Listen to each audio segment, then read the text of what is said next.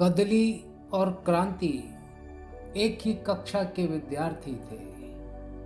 कुछ दिनों से कदली के कक्षा में चोरी हो रही थी।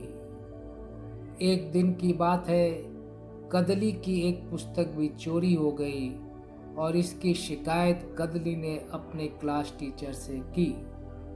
क्लास टीचर ने कहा, कदली, हर विद्यार्थी के बस्ते को चेक करो। कदली ने हर विद्यार्थी के बस्ते को चेक करना शुरू किया और देखा कि उसकी पुस्तक क्रांति के बस्ते में पड़ी है। उसने कहा, क्रांति, ये किताब तो मेरी है। लेकिन क्रांति ने कहा, नहीं, देखो, इस किताब के प्रथम पृष्ठ पे और द्वितीय पृष्ठ पर मेरा नाम लिखा है। कदली ने मैडम को कहा, मैडम, 2 मिनट के लिए लेबोरेटरी में चलिए, अभी सच्चाई का पता चल जाएगा। कदली, क्लास टीचर और क्रांति लेबोरेटरी गए। वहाँ लेबोरेटरी में कदली ने एक लैंप जलाया और लैंप के पास वो किताब के एक पन्ने को लेकर के गई। 1 मिनट के बाद किताब के उस पन्ने पर कदली का नाम दिखने लगा। कदली ने बताया कि उसने एक योजना बनाई थी ताकि चोरी पकड़ में आ सके।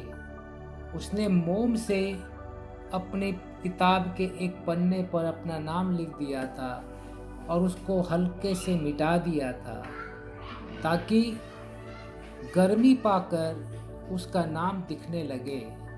और जैसे ही उसने किताब के पन्ने को लैंप के पास 1 मिनट तक रखा, किताब के उस पन्ने पर उसका नाम दिखने लगा।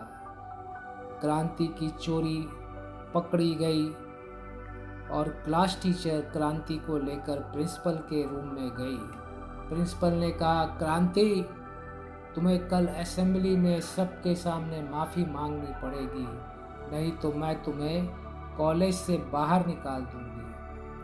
कल सुबह असेंबली में क्रांति ने सबके सामने माफ़ी मांगी और बोलना शुरू किया, मित्रों, मैंने गलत किया और मैं यह न समझ पाई कि गलत का परिणाम हमेशा गलत होता है।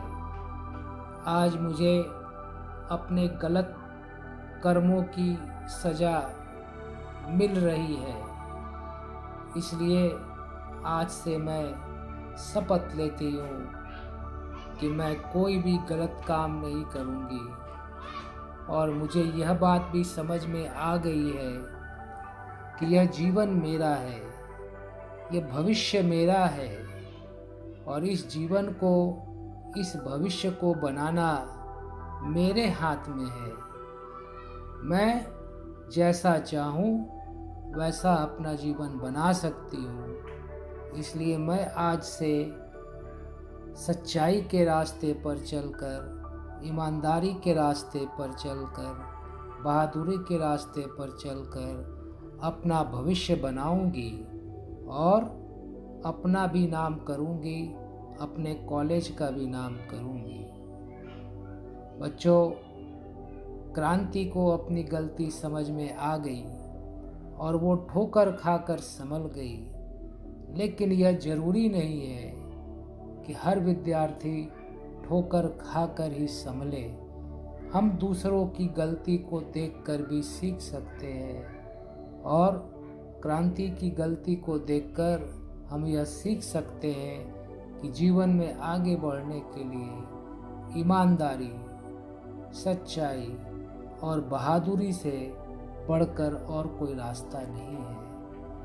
तो क्या आप सभी अपने भविष्य को बनाने के लिए, इस रास्ते पर चलने के लिए तैयार हैं?